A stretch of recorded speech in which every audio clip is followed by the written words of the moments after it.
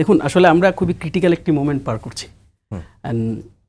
তবে আমি মানে পুরো ব্যাপারটাকে যদি আজকে একটু টপ ভিউ থেকে যদি দেখি, সর্বশেষ সালাউদ্দিন ভাইয়ের যে কমেন্টটা, এই কমেন্টটা খুবই সিগনিফিক্যান্ট।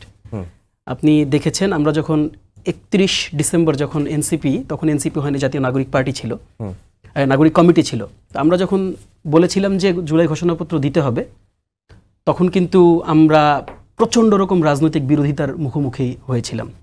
তখন কিন্তু আমরা বলিনি যে এটা ব্যক্তিগতভাবে কোনো দলকে দিতে হবে, তখন আমরা রাষ্ট্রের কাছেই চেয়েছিলাম।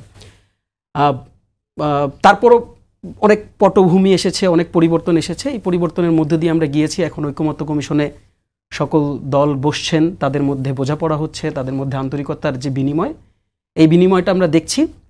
এবং আজকের দিনের যে পরিবর্তন, এই পরিবর্তনে আমার কাছে মনে হয়েছে যে এটা খুব সিগনিফিক্যান্ট একটা জায়গায় আমরা এসে পৌঁছাতে পেরেছি, যে জুলাই ঘোষণাপত্রের ব্যাপারে আমরা সবাই একটা জায়গায় আমরা সেম পেজে আছি।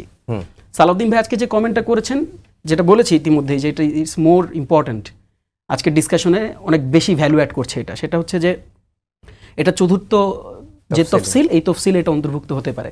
দেখুন আমি একটু ঘাটাঘাটি করছিলাম যে চতুর্থ তফসিল অন্তর্ভুক্ত হলে এটার আসলে মর্যাদাটা কোথায় হবে। আমরা সাংবিধানিকভাবে অনুচ্ছেদের যে মর্যাদা, যদি সেটা চতুর্থ তফসিল মানে অন্তর্ভুক্ত হয়, সেটা কিন্তু একটা অনুচ্ছেদের মর্যাদা হিসাবে এটাকে কাউন্ট করা হবে। আমরা যদি আদার কান্ট্রিজগুলো যদি আমরা কনস্টিটিউশনের দিকে তাকাই, ওখানে এটা ইভেন মানে মোর ইম্পর্ট্যান্ট একটা ভিউ পয়েন্ট থেকে এটাকে দেখা হয় আর কি। তো দেখেন আসলে এই সংবিধানে এটার অন্তর্ভুক্তি কেন প্রয়োজন, এটা তো আসলে আজকের মৌলিক আলোচনার বিষয় হতে পারে। কেন প্রয়োজন? দেখেন এই জন্য প্রয়োজন, আপনি যখন ঐতিহাসিকভাবে আপনি যখন যতগুলো বিপ্লবের দিকে তাকাবেন, সেটা রুশ বিপ্লব হতে পারে, চীনের বিপ্লব হতে পারে, ভিয়েতনামের বিপ্লব হতে পারে, অ্যান্ড মেনি মোর, সবগুলোর দিকে আপনি যখন তাকাবেন, সবগুলো বিপ্লব বা এই ধরনের মানে বিস্ফোরণ যেটাকে আমরা বলি, গণ অভ্যুত্থান যেটাকে আমরা বলি, এটার সাংবিধানিক স্বীকৃতি থাকে। এই ঘোষণাপত্র এই বিপ্লবকে সিকিউর করে, ঘোষণাপত্র এই বিপ্লবীদেরকে সিকিউর করে। দেখেন আজকে যদি শুধুমাত্র আমরা নাম কাওয়াস্তে, যেটা রাজনৈতিক দলিলের কথা যেটা আজকে বলা হচ্ছে, এটা খুবই মানে ক্রিটিক্যাল একটা টার্ম দিয়ে আজকে আমরা ঘোষণাপত্রকে ডিল করছি, যে এটা একটা রাজনৈতিক দলিল হিসেবে থাকবে। এটা সাংবিধানিক স্বীকৃতি আসলে কতটুকু থাকবে কি থাকবে না, বরং আমাদের সেই জায়গাটাতে আজকে আলোচনা করতে হবে। আমরা এটাকে রাজনৈতিক দলিল হিসেবে তো দেখতে চাই নাই।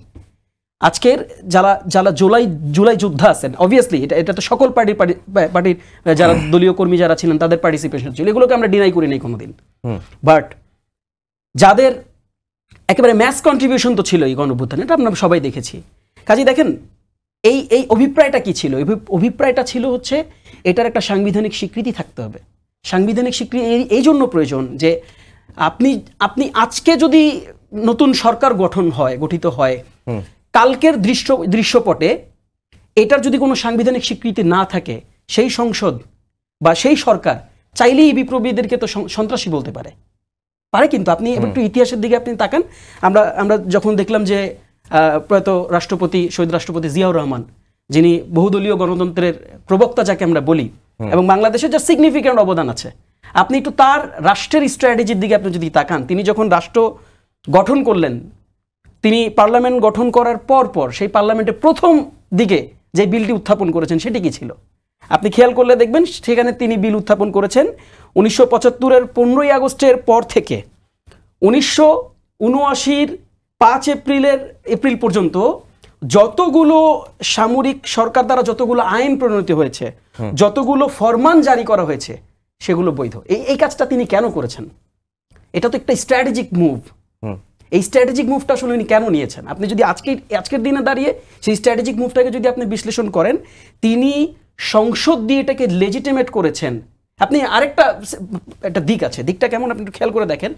আমার মনে হয় যে এটা জিয়াউর রহমানের জন্য এটা মানে খুবই এক্সেপশনাল একটা কেস।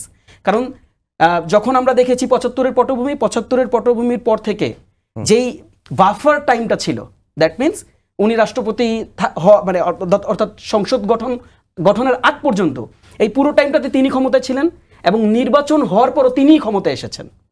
কাজেই তার জন্য এটা সহজ ছিল, এবং সাংবিধানিকভাবে যেটা মানে সঠিক পন্থা ছিল, তিনি সঠিক পন্থা গ্রহণ করার মাধ্যমে কিন্তু তিনি তার যে কার্যক্রম রাষ্ট্রের জন্য, রাষ্ট্রের গণতন্ত্রের জন্য তার যে কার্যক্রম, তিনি কিন্তু তার কার্যক্রমকে স্বীকৃত করেছেন কিন্তু। কাজেই দেখেন এই যে গণ বিপ্লব যখন সংগঠিত হয়, এই গণ বিপ্লবকে সাংবিধানিক স্বীকৃতি দেওয়াটাই বরং মানে ওয়াইজার প্র্যাকটিস। এই প্র্যাকটিসকে যদি আপনি মানে কাছে টানতে না চান বা এই প্র্যাকটিসের মধ্য দিয়ে যদি আপনি যেতে না চান, তাহলে আমাদের কাছে মাঝে মাঝে মনে হবে যে কোথাও কোনো বোধহয় দুর্বিসন্ধি আছে। এটাকে এই জন্যই আমরা বলেছি যে আপনার এটাকে এই রাষ্ট্রীয় স্বীকৃতি দিতে বা সাংবিধানিক স্বীকৃতি দিতে হবে। আরেকটা ব্যাপার আমি একটু বলি, পাশাপাশি আমরা কিন্তু শুধুমাত্র একটা জায়গায় আজকে ঘোষণাপত্রের ভিউ পয়েন্টে আমরা এক জায়গায় এসেছি। ঘোষণাপত্রের ভিউ পয়েন্টে যখন আমরা দাঁড়াচ্ছি, যখন সবাই একমত, সেম পেজে আমরা অবস্থান করছি, সেই জায়গাটাতে কিন্তু এখানে পরিষ্কার জায়গা থাকতে, পরিষ্কার ঘোষণা থাকতে হবে, পরিষ্কারভাবে এখানে জানাতে হবে যে বিপ্লবীরা যাদের নেতৃত্বে এই বিপ্লব সংগঠিত হয়েছে, যারা সামনে ছিলেন, ব্যানারে ছিলেন, যারা তাদের জীবনের মায়া ত্যাগ করে যারা এই রিস্কটাকে সামনে থেকে নিয়েছেন, তাদের নিরাপত্তা রাষ্ট্র কিভাবে সামনের দিনে দেখবে, এটাকে কিন্তু নিশ্চিত করতে হবে।